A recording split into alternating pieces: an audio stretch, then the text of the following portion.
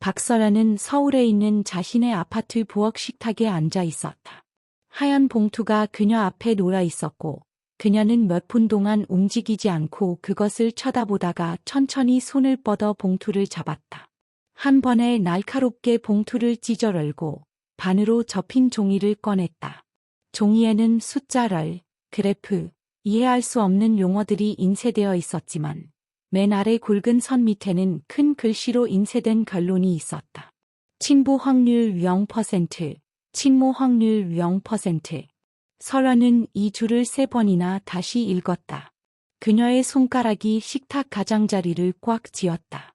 그녀는 아이들의 그림이 걸려있는 압박의 한 점을 응시했다. 모든 것은 3주 전, 평범한 화요일에 시작되었다.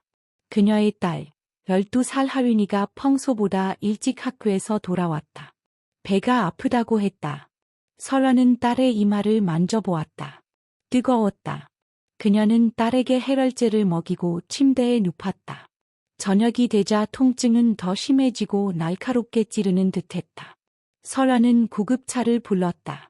구급대원은 하윤이를 진찰하고 몇 가지 질문을 한 뒤 배의 특정 지점을 눌렀다. 아이가 비명을 질렀다.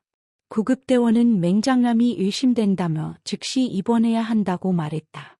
설아는 서둘러 짐과 서류를 챙겨 딸과 함께 병원으로 갔다.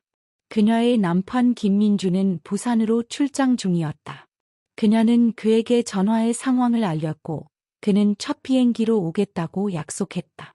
응급실에서 하윤이는 검사를 받으러 들어갔고 설아는 복도에서 기다렸다. 그녀는 어두컴컴한 공간을 이리저리 오갔다. 의사, 간호사, 걱정스러운 얼굴의 다른 사람들이 지나갔다. 1시간 후 외과 의사가 나왔다. 그는 급성 맹장암 진단을 확정하며 수술이 필요하다고 했다. 그는 설아에게 수술 동의서를 내밀었고 그녀는 읽지도 않고 서명했다. 수술은 약 1시간 동안 계속되었다. 그 시간 동안 설아는 수술실 맞은편 딱딱한 의자에 앉아 닫힌 문을 바라보았다. 민주는 15분마다 전화를 걸었고 그녀는 아직 소식이 없다고 단답형으로 대답했다. 마침내 문이 열리고 같은 외과 의사가 나왔다. 그는 마스크를 벗으며 수술이 성공적으로 끝났고 맹장을 제거했으며 이제 하윤이를 병실로 옮길 것이라고 말했다. 설아는 아침이 되어서야 딸을 볼 수 있었다. 하윤이는 창백하고 약했지만 이미 미소 짓고 있었다. 링거를 맞고 누워 있었다. 설아는 딸 옆에 앉아 손을 잡아주었다. 민준이 도착했다. 그는 과일과 책을 가져와 딸을 안아주고 주치의와 이야기를 나눴다.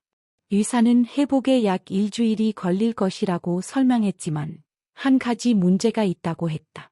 수술 중 약간의 출혈이 있어 하윤이가 피를 많이 흘렸고 수치가 낮아 수혈이 필요할 수도 있다는 것이었다. 의사는 부모의 혈액형을 물었다. 민주는 즉시 자신이 AB형, RH+이라고 대답했고 설아도 자신 역시 AB형, RH+이라고 말했다. 둘 다 젊었을 때 헌혈을 한 적이 있어 잘 기억하고 있었다. 의사는 고개를 끄덕였지만 잠시 후 하윤이의 분석 결과를 가지고 돌아왔다. 그는 당황한 표정으로 하윤이의 혈액형이 O형, RH+이라고 알렸다. 민주는 미간을 찌푸리며 그건 불가능하다고 말했다.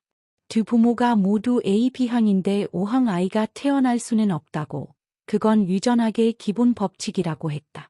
그 자신도 한때 생물학에 관심이 많았다.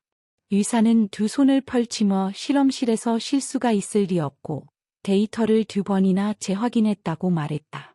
그는 부모 중 누군가가 자신의 혈액형을 잘못 알고 있을 가능성을 제기했다. 설현과 민주는 그날 바로 같은 병원에서 혈액형 검사를 다시 받았다.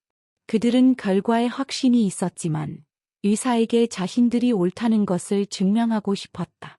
몇 시간 후 결과가 나왔고 그들의 말을 확인시켜 주었다. 설아는 AB형, RH+, 민준도 AB형, RH+이었다. 의사가 다시 그들에게 왔고 그의 손에는 3장의 인쇄물이 들려 있었다. 그는 그것들을 테이블 위에 놓고 말없이 설환과 민준을 바라보았다. 민준이 먼저 침묵을 깼다. 이게 무슨 의미냐고 물었다. 의사는 의학에서는 때때로 희귀한 이해, 변칙적인 일이 일어난다고 대답했지만 자신은 이런 경우를 겪어본 적이 없다고 했다. 그는 성급한 결론을 내리지 말라고 조언했다.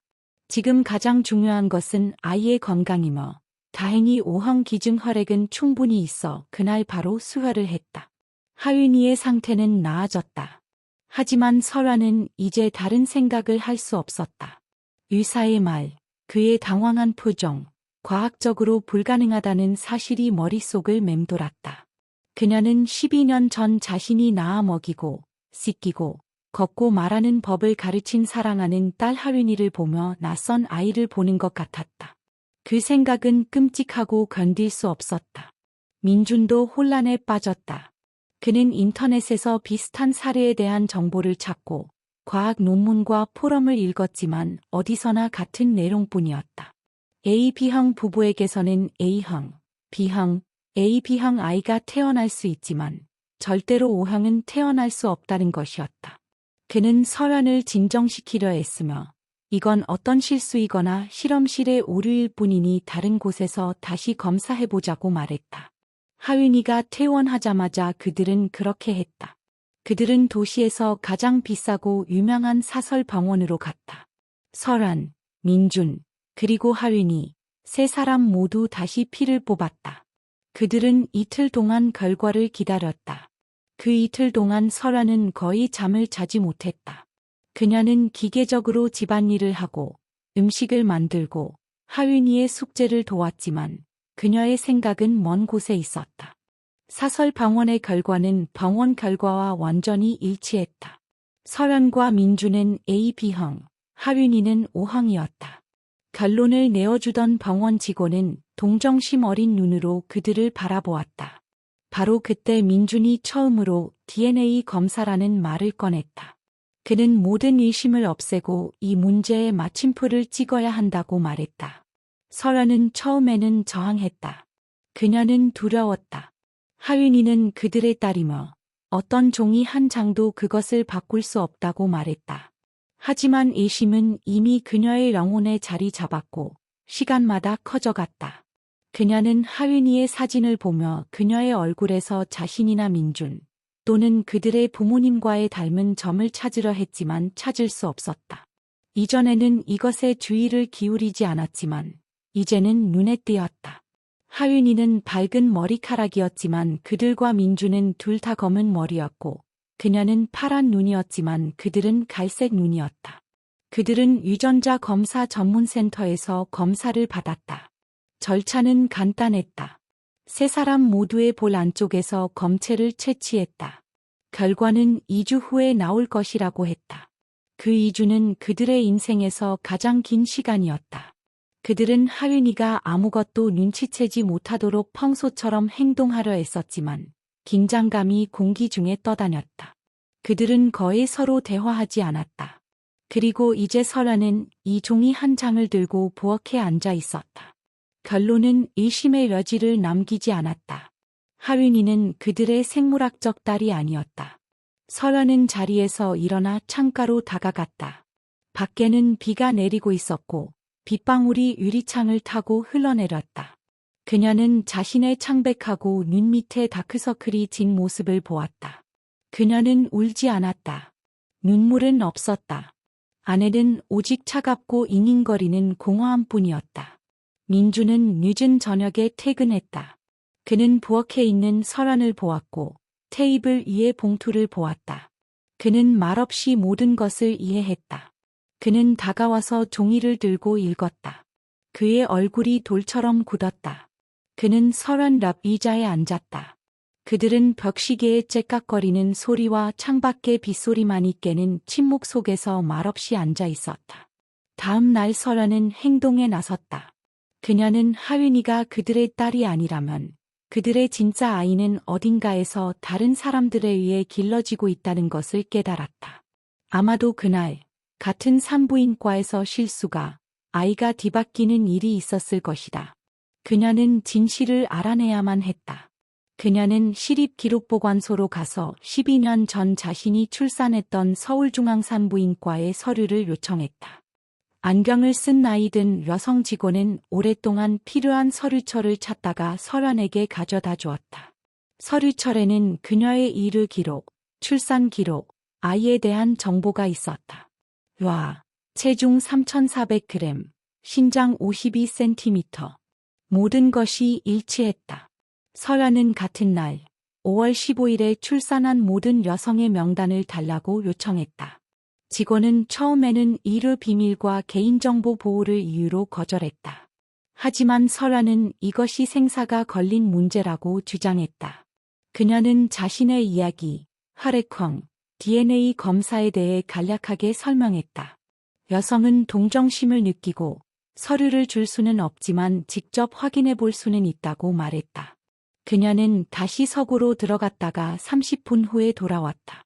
그녀는 그날 5월 15일에 서울중앙산부인과에서 단 2명의 러아가 태어났다고 말했다. 한 명은 설환의 아이였고 다른 한 명은 이지연이라는 성을 가진 여성의 아이였다. 설환은 그 이름을 적어달라고 부탁했고 여성은 종이 조각에 적어주었다. 설환은 그녀에게 감사 인사를 하고 기록보관소를 나왔다. 밖은 햇살이 비쳤지만 그녀는 그것을 알아채지 못했다. 이제 그녀에게는 이름이 있었다. 이지현. 그녀는 집으로 돌아와 노트북을 열고 소셜미디어와 도시 데이터베이스에서 정보를 찾기 시작했다. 그녀는 서울에서 그 이름을 가진 몇 명의 여성을 찾았고 그들의 페이지와 사진을 훑어보며 단서를 찾았다. 한 페이지가 그녀의 시선을 사로잡았다. 여성은 35세 정도로 보랐고 딸이 있었다. 사진 속 소녀는 12살쯤 되어 보랐다. 설환은 소녀의 사진을 확대했다. 그녀의 심장이 멎었다. 소녀는 검은 머리에 갈색 눈을 가졌고 그녀의 얼굴 특징, 눈썹의 곡선, 입술 모양에서 설환은 희미하지만 부인할 수 없는 민중과 자신의 어린 시절과의 유사점을 보았다. 그녀는 자신의 어린 시절 앨범을 여러 사진을 비교했다.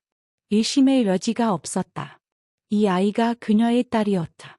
설환은 낡은 데이터베이스를 통해 이지현의 주소를 찾아냈다. 그녀는 도시 반대편의 낡은 아파트에 살고 있었다. 설환은 오랫동안 그곳에 가는 것을 망설였다. 무슨 말을 해야 할지, 어떻게 대화를 시작해야 할지 몰랐다. 민주는 변호사를 통해 공식적인 기관을 통해 행동해야 한다고 반대했지만 설환은 기다릴 수 없었다. 그녀는 혼자 갔다. 그녀는 필요한 건물, 필요한 동을 찾아 4층으로 올라가 28호 아파트를 찾았다. 문에는 낡고 벗겨진 덮개가 있었다. 그녀는 초인종을 눌렀다. 문 뒤에서 발소리가 들리고 문이 열렸다. 사진 속에 바로 그 여자, 이지현이었다. 그녀는 화장기 없는 얼굴에 평범한 실내복 차림이었다. 그녀는 놀란 표정으로 설환을 보며 누구를 찾느냐고 물었다. 설환은 한마디도 할 수 없었다. 그녀는 그저 서서 그녀를 바라보았다. 그때 이지현의 등 뒤에서 소녀가 고개를 내밀었다. 사진 속에 바로 그 소녀, 그녀의 딸이었다. 소녀는 엄마에게 누가 왔냐고 물었다. 이지연은 딸에게 방으로 들어가라고 말했다. 설환은 소녀에게서 눈을 뗄 수 없었다. 가슴속 무언가가 끊어지는 듯했다. 이지연이 다시 설환에게 무엇이 필요하냐고 물었다. 그녀의 목소리는 더 날카로워졌다. 설환은 마침내 말을 할 수 있게 되었다. 그녀는 자신의 이름을 말하고 그들이 같은 날, 같은 산부인과에서 출산했다고 말했다. 이지현의 얼굴이 변했다. 긴장하고 경계하는 표정이 되었다. 그녀는 설환을 기억하지 못한다며 문을 닫으려 했다. 하지만 설환은 손을 내밀어 막았다. 설환은 아이가 뒤바뀐 사실을 안다고 말했다. 그녀는 혈액형, DNA 검사, 그리고 이지현이 자신의 딸 서아라고 부르는 소녀가 사실은 자신의 설환의 딸이라는 것에 대해 빠르고 두서없이 말했다. 이지현은 말없이 그녀의 말을 들었다. 그녀의 얼굴은 무표정했다.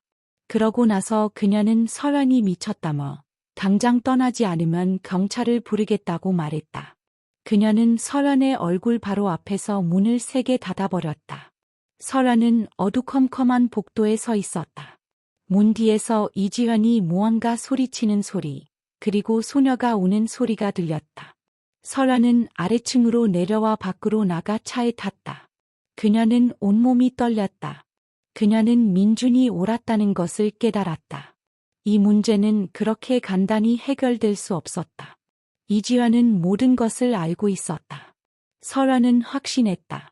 그녀의 반응, 그녀의 눈에 비친 두려움, 모든 것이 그녀가 12년 내내 진실을 알고 있었다는 것을 말해 주었다. 집으로 돌아와 그녀는 모든 것을 민준에게 이야기했다. 그는 말없이 그녀의 말을 들은 후 이제 다른 방식으로 행동할 것이라고 말했다. 다음 날 그들은 가족법 전문으로 도시에서 유명한 변호사를 찾아갔다. 비싼 양복을 입은 중년의 변호사는 DNA 검사 결과를 주의 깊게 살펴보고 그들의 이야기를 들었다. 그는 사건이 매우 복잡하고 한국의 판례가 거의 없다고 말했다. 그는 그들이 법원에 소송을 제기하고 공식적인 법원 주도의 DNA 검사를 요구해야 한다고 설명했다. 만약 검사 결과가 그들의 주장을 뒷받침한다면 법원은 그들의 부모로서의 권리를 회복하고 이지연과 그녀의 남편, 있다면 의 부모로서의 기록을 무효화하는 결정을 내릴 것이라고 했다. 변호사는 그 과정이 길고 고통스러울 것이며 특히 아이들에게 그럴 것이라고 경고했다. 그는 그들이 이에 대한 준비가 되었는지 물었다. 설현과 민주는 준비가 되었다고, 그들은 딸을 되찾고 싶다고 대답했다. 변호사는 고개를 끄덕이며 소송 제기에 필요한 모든 서류를 준비하겠다고 말했다. 그는 또한 아이가 뒤바뀐 사실에 대해 경찰에 신고하러 형사사건으로 입건되도록 조언했다. 이것이 과정을 가속화시킬 수 있다고 했다. 그들은 그의 조언에 따라 구락경찰서로 가서 신고서를 작성했다. 젊은 당직 형사는 그들의 신고서를 받았지만 그들의 이야기를 불신하는 태도를 보였다. 그는 자신의 경력 동안 이런 일은 없었다고 말했다. 그는 조사를 약속했다. 기다림의 몇 주가 시작되었다. 변호사는 법원에 소송을 제기했고 경찰은 조사를 시작했다. 설현과 민주는 몇 번이나 진술을 위해 소환되었다. 그들은 아는 모든 것을 상세히 설명했다. 형사는 산부인과와 하윤이가 수술받은 병원에서 서류를 요청했다. 사건은 매우 느리게 진행되었다. 설현은 평범한 삶을 살려고 노력했다. 그녀는 하윤이를 돌봤지만 이제 그들 사이에는 보이지 않는 벽이 있었다. 설현은 소녀를 보며 곧 그녀에게 끔찍한 진실을 말해야 한다는 생각에 잠겼다. 자신이 그녀의 엄마가 아니며 그녀의 진짜 부모는 자신과 민준이고 12년 동안 엄마라고 믿었던 여자는 사실 낯선 사람이라는 것을. 하윤이가 이것을 어떻게 견딜지 설현은 상상할 수 없었다. 하윤이는 엄마의 변화를 느꼈다. 그녀는 내성적으로 변했고 괜찮은지 자주 물었다. 설현은 모든 것이 괜찮다고 단지 직장에서 피곤할 뿐이라고 그녀를 안심시켰지만 하윤이는 믿지 않았다. 그녀는 부모님이 저녁에 속삭이는 것과 아버지가 오랫동안 누군가와 법률 용어를 사용하며 전화하는 것을 보았다. 한편 형사는 이지현을 신문하기 위해 소환했다. 그녀는 변호사와 함께 왔다. 신문에서 그녀는 모든 것을 부인했다. 그녀는 설현이 딸을 빼앗고 어떤 이득을 얻으려는 사기꾼이라고 주장했다. 그녀는 자신과 사망한 남편이 부모로 기재된 서아의 출생증명서를 제출했다. 그녀의 남편은 5년 전 심장마비로 사망했다. 형사는 막다른 골목에 다다랐다. 한쪽에는 설현과 민준의 DNA 검사 결과가 있고 다른 한쪽에는 이지현의 완전한 부인이 있었다. 그는 법원이 지정한 공식적인 검사 없이는 아무것도 증명할 수 없다는 것을 이해했다. 그는 조사를 종결하고 모든 자료를 이미 민사소송이 진행 중인 법원으로 넘겼다. 첫 재판은 소송 제기 후 2달 만에 열렸다. 법정에서 설현과 민주는 한 벤치에, 이지연은 다른 벤치에 앉았다. 그녀는 그들을 쳐다보지 않았다. 그녀는 입을 굳게 다물고 똑바로 앉아 있었다. 그녀의 딸 서아는 이웃집에 맡겨졌고 하윤이는 학교에 있었다. 그녀는 아무것도 몰랐다. 법복을 입은 엄격한 여성 판사가 소송의 의지를 낭독했다. 설현과 민준의 변호사는 그들의 입장을 설명하고 DNA 검사 결과와 의료 서류를 제출했다. 그는 법원 주도의 분자 유전학적 검사를 요청했다.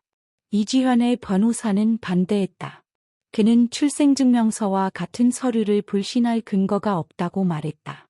그는 자신의 의뢰인과 그녀의 딸이 심리적 압박을 받고 있다고 주장했다. 판사는 양측의 말을 듣고 수계실로 들어갔다. 10분 후 그녀는 돌아와 결정을 발표했다. 요청을 받아들여 법원 주도의 검사를 지정했다.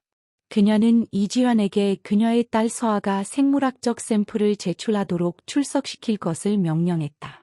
이지현은 창백해졌다. 그녀의 변호사가 그녀의 귀에 무언가 속삭였지만 그녀는 듣지 않고 한 점을 응시했다. 검사는 일주일 후에 지정되었다. 그날 설현과 민주는 하윤이를 검사센터로 데려갔다. 이지현은 서아와 함께 왔다. 이것은 설현이 자신의 생물학적 딸과 두 번째로 만나는 것이었다. 소녀는 겁에 질려 이지현의 등 뒤에 숨었다. 설현은 그녀를 보며 고통과 애정으로 가슴이 조여왔다. 그녀는 다가가서 안아주고 자신이 그녀의 엄마라고 말하고 싶었지만 그럴 수 없었다. 하윤이와 서아는 호기심 어린 눈으로 서로를 쳐다보았다. 그들은 거의 같은 나이였지만 전혀 닮지 않았다. 하윤이는 금발의 파란 눈, 서아는 검은 머리에 갈색 눈이었다. 그들은 무슨 일이 일어나고 있는지, 여기에 왔는지 이해하지 못했다. 어른들은 그들에게 아무것도 설명해주지 않았다. 절차는 다시 간단했다. 모두의 뺨에서 검체를 채취했다. 간호사는 빠르고 말없이 일했다.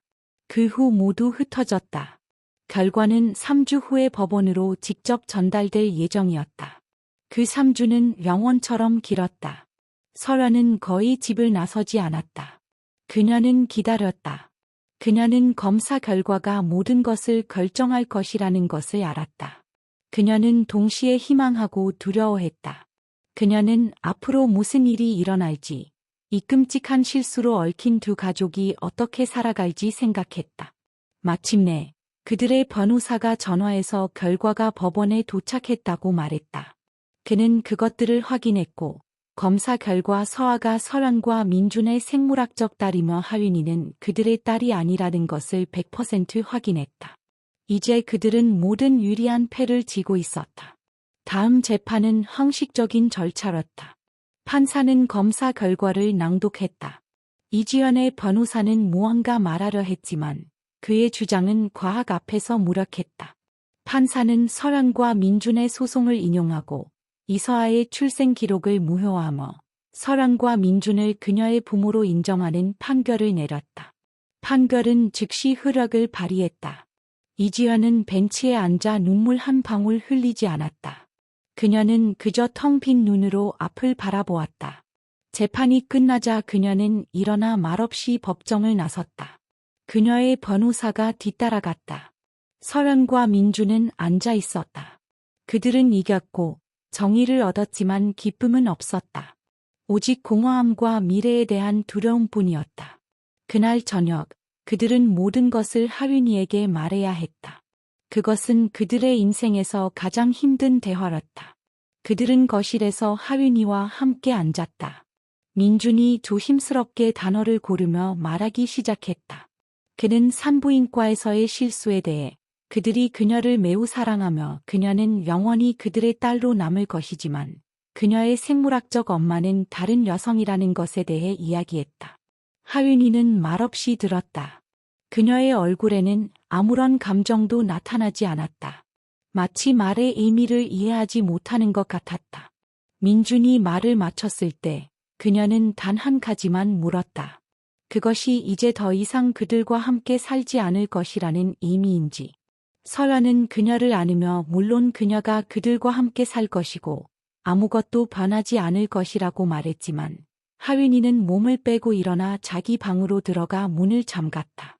그들은 그녀가 조용히 소리 없이 우는 것을 들었다. 다음 날 아동보호기관 직원이 그들의 집으로 찾아왔다. 그녀는 아이의 인계 과정을 감독해야 했다.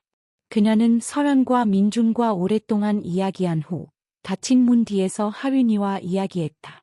그녀는 법에 따라 이제 서아가 그들과 함께 살아야 하며 하윤이의 문제는 미해결 상태라고 설명했다. 그녀의 생물학적 어머니인 이지연이 그녀를 데려갈지 결정해야 했다. 설현은 절대로 하윤이를 보내지 않을 것이라고, 필요하다면 입양할 것이라고 말했다.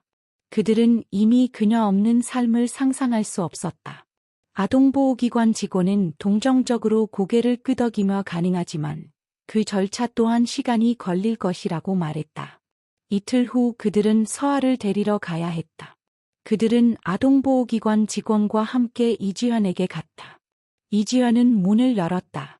그녀는 검은 옷을 입고 있었고 눈은 눈물로 붉었다. 그녀는 말없이 그들을 아파트로 들여보냈다. 서아는 자기 방 침대에 앉아 있었고 옆에는 짐가방이 놀아 있었다. 그녀는 울지 않고 그저 벽을 바라보고 있었다. 아동보호기관 직원이 그녀와 대화하며 상황을 설명하려 했지만 소녀는 대답하지 않았다.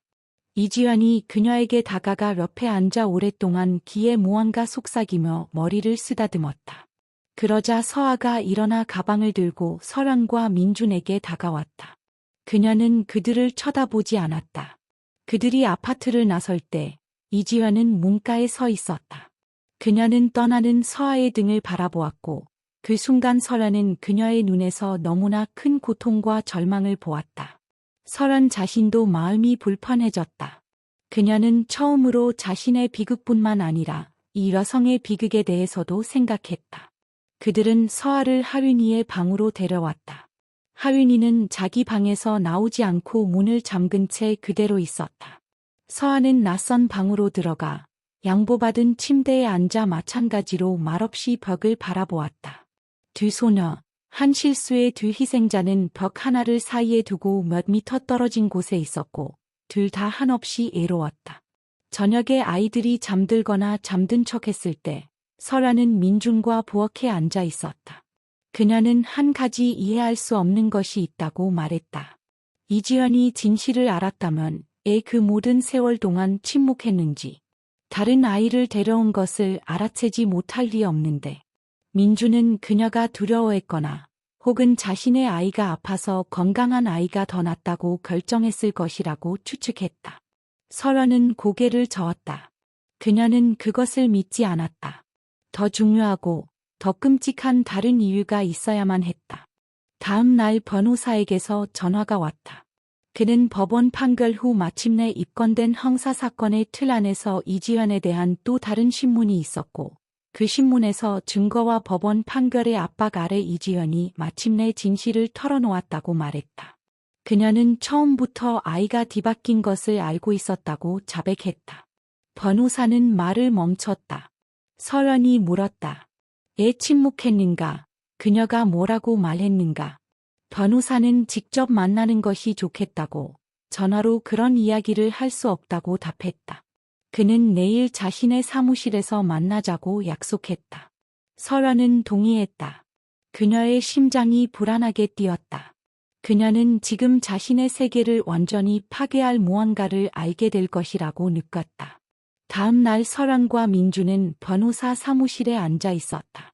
모든 것이 시작되었던 그 책장과 무거운 오크 책상이 있는 같은 사무실이었다. 변호사는 서류철을 앞에 놓고 안경 너머로 그들을 바라보았다. 그의 시선은 진지했다. 그는 말하기 시작했다. 그의 목소리는 평탄하고 거의 감정이 없었다. 그는 마지막 신문에서 이지연이 진술을 번복했다고 알렸다. 그녀는 자신의 죄를 전적으로 인정했다. 그녀는 모든 것이 실제로 어떻게 일어났는지 이야기했다. 변호사는 잠시 멈추고 서류철의 페이지를 넘겼다. 이어서 말했다. 이지연의 말에 따르면 간호사들의 우란한 실수는 없었다. 아이가 뒤바뀐 것은 불행한 사고가 아니었다. 그것은 그녀 자신의 미리 계획된 냉혹한 범행이었다. 설현은 얼어붙었다. 그녀의 손가락이 의자 팔걸이를 파고들었다.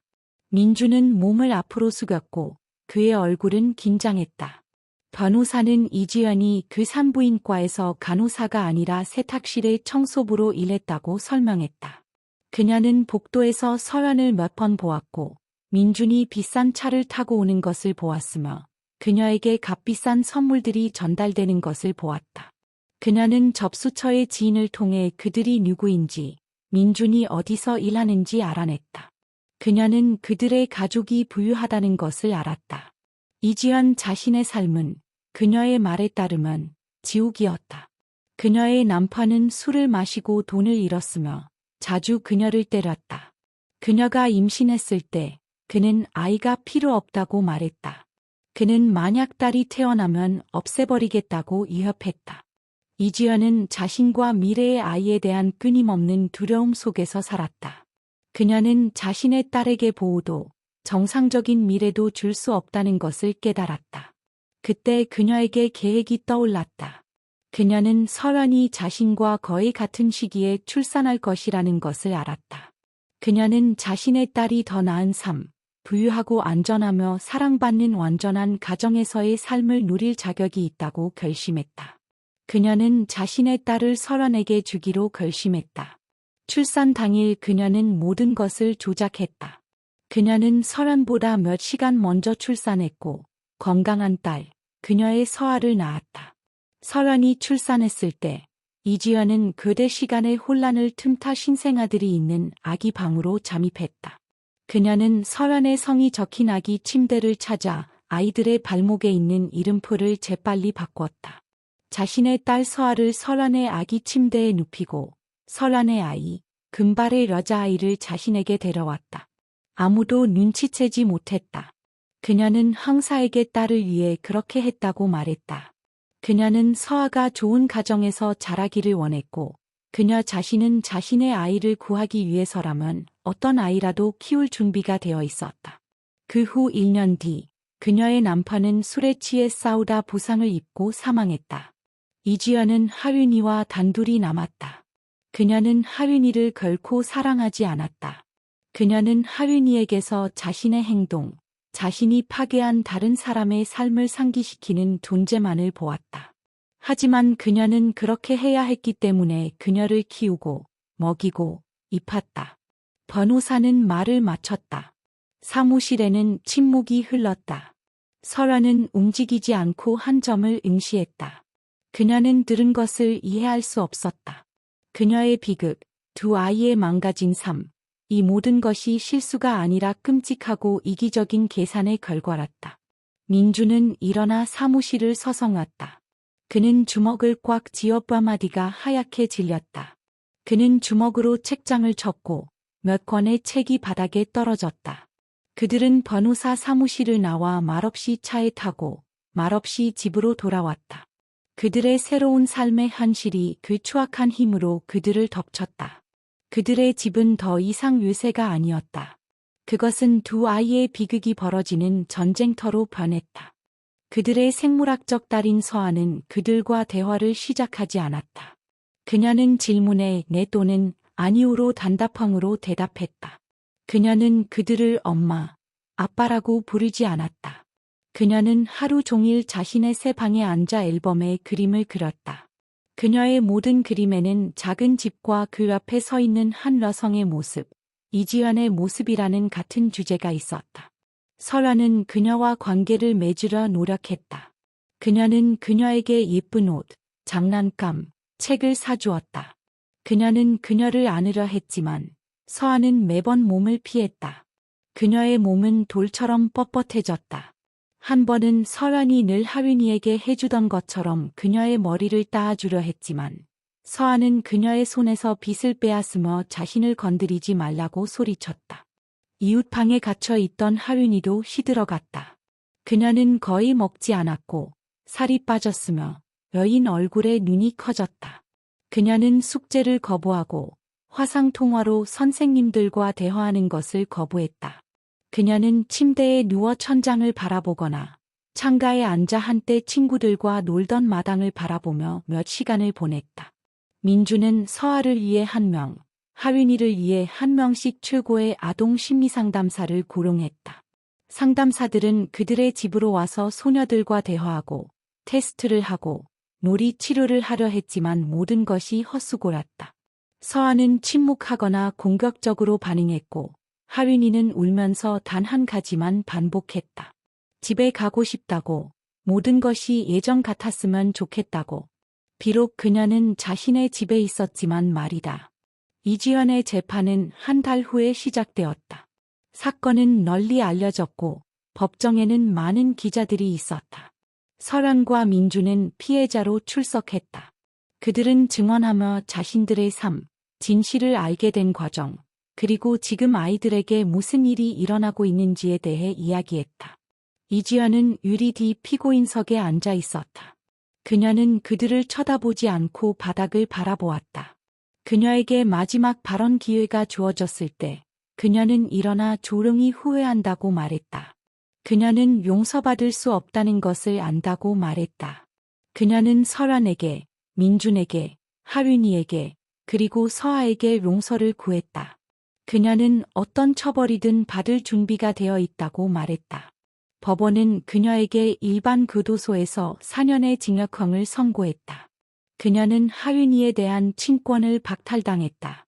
판결은 엄했지만 설아는 만족감을 느끼지 못했다. 이 여성의 처벌은 아무것도 바꾸지 못했다. 시간을 되돌릴 수도, 아이들의 영혼을 치유할 수도 없었다. 그들의 집에서의 삶은 점점 더 견딜 수 없게 되었다. 긴장감은 극에 달했다. 어느 날 저녁 식사 때 서아는 자신의 접시를 밀어내며 이 음식을 먹지 않겠다고 말했다. 그녀는 설현이 자신의 엄마가 아니며 자신의 엄마는 그들 때문에 감옥에 있고 자신은 그들을 증오한다고 말했다. 그녀는 식탁에서 벌떡 일어나 자기 방으로 달려가 문을 쾅 닫았다. 설아는 그녀의 손대지 않은 접시를 보며 앉아 있었다. 민주는 무언가 말하려 했지만 말을 찾지 못했다. 그 순간 자기 방에서 하윤이가 나왔다. 그녀는 서아의 의침을 들었다. 그녀는 설환에게 다가가 그녀의 손을 잡았다. 그녀의 눈은 눈물로 가득했다. 그녀는 그 여자, 자신의 생물학적 어머니가 감옥에 있다는 것이 사실인지 물었다. 설환은 고개를 끄덕였다. 하윤이는 울음을 터뜨렸다. 그녀는 범죄자인 엄마를 갖고 싶지 않다고 말했다. 그녀는 자신의 유일한 엄마는 설환이며 영원히 그녀와 함께 있고 싶다고 말했다. 그녀는 자신을 아무에게도 주지 말라고 간청했다. 설환은 그녀를 안고 머리를 쓰다듬으며 절대로 그녀를 버리지 않겠다고 안심시켰다. 아동보호기관은 하윤이가 자신의 생물학적 어머니와 만날 것을 주장했다. 심리학자는 소녀가 상황을 받아들이고 2번 버려졌다는 느낌을 갖지 않기 위해 이것이 필요하다고 말했다. 설현과 민주는 반대했지만 법은 아동보호기관의 편이었다. 그들은 비록 부모가 감옥에 있더라도 아이와 부모의 접촉을 도와야 했다. 만남은 구치소 면회실에서 주선되었다. 하윤이는 설현과 아동보호기관 직원이 데려왔다. 하윤이는 길 내내 침묵했다. 그녀는 종이처럼 창백했다. 그들이 방으로 들어갔을 때 수감복을 입은 이지연이 이미 테이블에 앉아 있었다. 그녀는 늙고 지쳐 보였다. 이지연이 하윤이를 보자 그녀는 일어나 그녀에게 손을 뻗었다. 그녀의 얼굴에는 고통과 희망의 표정이 있었다. 그녀는 그녀의 이름을 속삭였다. 하윤이는 그녀에게서 몇 걸음 떨어진 곳에 멈춰 섰다. 그녀는 이지연을 몇 초 동안 바라보다가 그녀의 얼굴이 공포와 허무로 일그러졌다. 그녀는 이 사람이 자기 엄마가 아니라고, 그녀를 증오한다고 소리쳤다. 그녀는 돌아서서 설현에게 달려가 그녀를 붙잡고 울부짖었다. 면회는 중단되었다. 그들은 구치소에서 나왔다. 집으로 오는 길 내내 하윤이는 울음을 그치지 않았다. 그녀는 다시는 그곳에 가지 않을 것이라고, 그 여자는 낯선 사람이라고 반복했다. 집에서 그녀는 히스테리를 일으켰다. 그녀는 소리 지르고 물건을 던졌다. 설아는 의사가 처방해준 진정제를 먹여 간신히 그녀를 진정시킬 수 있었다. 이 사건 이후 하윤이의 상태는 급격히 악화되었다. 그녀는 식사를 위해서조차 방에서 나오지 않았다. 서연이 쟁반에 음식을 가져다 주었고 종종 접시는 그대로 남아 있었다. 그녀는 서연과 민준과도 대화를 중단했다. 그녀는 그저 벽을 향해 돌아 누워 있었다. 서연은 이 모든 것을 보며 더욱 내성적이고 적대적으로 변했다. 그녀는 이 집에 자신의 존재가 하윤이의 고통의 원인이라는 것을 이해했다. 그녀는 죄책감을 느끼면서 동시에 모든 사람에게 화가 났다. 자신을 데려온 설원과 민준에게, 자신을 버린 엄마 이지현에게, 자신의 자리를 차지한 하윤이에게. 어느 날 아침 서연은 서아의 방에 들어갔다가 침대 위에 꾸려진 배낭을 보았다. 서아는 옆에 의출복 차림으로 앉아 있었다. 그녀는 더 이상 여기서 살지 않겠다고 말했다. 그녀는 할머니, 즉 이지현의 어머니가 있다고 했다. 그녀는 파주 근처의 한 마을에 살고 있으며 그곳으로 갈 것이라고 했다. 그녀는 엄마의 낡은 서류를 통해 주소와 전화번호를 찾아냈다. 설아는 그녀를 말리려 했다. 그들이 그녀의 가족이고 그녀를 사랑한다고 말했지만 서아는 씁쓸하게 비웃을 뿐이었다. 그녀는 그들이 사랑이 무엇인지 모른다고 말했다. 그들은 그저 도둑맞은 물건처럼 자신을 되찾았을 뿐이고 모두의 삶, 즉 자신의 어머니, 하윤이, 그리고 자기 자신의 삶을 망가뜨렸다고 했다. 그녀는 이 황금 지옥에서 사느니 할머니와 가난하게 사는 것이 낫다고 말했다. 민주는 대화를 듣고 방으로 들어왔다. 그는 서아에게 그들이 그녀를 보낼 수 없다고, 그들이 그녀에 대한 책임이 있다고 말했다. 서아는 도전적인 눈으로 그를 바라보며 자신을 붙잡아 보라고, 어차피 도망칠 것이라고 말했다. 그들 자신의 결혼 생활도 위태로웠다. 설연과 민주는 거의 대화를 멈췄다. 그들은 같은 집에서 두 유령처럼 존재하며 공동의 슬픔으로 묶어 있지만 서로를 지지할 수 없었다. 그들은 둘 다 죄책감을 느꼈다. 비록 그들이 잘못한 것은 아니었지만 그들은 그토록 원했던 것, 즉 딸을 되찾았지만 가족, 평화, 행복이라는 다른 모든 것을 잃었다. 비극은 목요일에 일어났다. 그날 하윤이는 며칠 만에 처음으로 자기 방에서 나왔다. 그녀는 조롱하고 놀라울 정도로 차분했다. 아침 식사도 조금 먹었다. 서연은 기뻤다. 그녀에게는 이것이 호전의 신호, 이기가 지났다는 신호처럼 보였다. 낮에 서연은 볼 일이 있어 나갔고 민주는 직장에 있었다. 서아는 자기 방에 있었다. 하윤이는 혼자 남았다. 그녀는 서아에게 다가가 처음으로 스스로 말을 걸었다. 그녀는 조용히 서아가 정말로 떠나고 싶은지 물었다. 서아는 고개를 끄덕였다. 하윤이는 잠시 침묵하다가 그것이 옳다고, 서아가 여기에 있어야 하고 하윤이는 사라져야 한다고 말했다. 서아는 그녀의 말을 이해하지 못하고 그저 어깨를 으쓱하고 돌아섰다. 서연이 집에 돌아왔을 때 그녀는 무언가 잘못되었다는 것을 느꼈다. 아파트가 너무 조용했다. 그녀는 하윤이를 불렀지만 대답이 없었다. 그녀는 하윤이의 방문을 열었다. 방은 비어 있었고 창문은 활짝 열려 있었다. 설아는 창문으로 달려가 아래를 내려다보았다. 그녀의 비명 소리를 이웃들이 들었다. 구급차와 경찰이 도착했지만 이미 너무 늦었다. 12살 소녀의 시신이 그들의 7층 아파트 창문 아래 아스팔트 위에 놀아 있었다. 그녀의 침대 위에는 학교 공책에서 찢어낸 종이 한 장이 놀아 있었다. 거기에는 단 3단어만 쓰여 있었다. 엄마, 사랑해요. 민주는 20분 후에 도착했다. 그는 동 앞에 있는 경찰차와 구급차를 보았다. 그는 모든 것을 이해했다. 그는 아파트로 뛰어들어갔고 복도 바닥에 앉아 있는 서연을 보았다. 그녀는 울지 않고 보이지 않는 눈으로 한 점을 응시하고 있었다. 그녀의 얼굴은 가면 같았다. 방에서 서아가 나왔다. 그녀는 민준을 보고 서연의 상태를 보았다. 그리고 그녀의 얼굴에 처음으로 진정한 공포가 비쳤다. 그녀는 손으로 입을 막았고 그녀의 눈은 눈물로 가득 찼다. 장례식은 이틀 후에 열렸다. 묘지에는 설한, 민준, 그리고 몇몇 가장 가까운 친척들만 있었다. 서아도 거기에 있었다. 그녀는 조금 떨어져 서서 다가가지 못했다. 그녀는 작은 관을 바라보았고 그녀의 어깨가 떨렸다. 장례식 후 그들은 텅 비고 침묵하는 아파트로 돌아왔다. 서아는 하윤이의 방으로 들어가 그녀의 침대에 앉았다. 그녀는 책상 위에 남겨진 하윤이가 가장 좋아했던 인형을 손에 들고 오랫동안 처음으로 소리내어 울었다. 쓰리고 이로할 수 없이. 설아는 방으로 들어와 문가에 멈춰 섰다. 그녀는 울고 있는 서아, 자신의 생물학적 딸, 그녀를 되찾기 위해 세상을 파괴한 아이를 바라보았다. 그녀는 무언가, 사랑, 연민, 동정을 느껴야 했지만 아내는 오직 불타버린 사막뿐이었다. 그녀는 아무것도 느끼지 못했다. 그녀는 말없이 돌아서서 부엌으로 가 식탁에 앉았다. 언젠가 DNA 검사 결과가 담긴 첫 봉투를 열었던 바로 그 식탁이었다. 민준이 뒤따라 들어와 맞은편에 앉았다. 그들은 한때 그들의 집이었던 거대한 아파트의 기청이 터질 듯한 정적 속에 둘이서 앉아 있었다.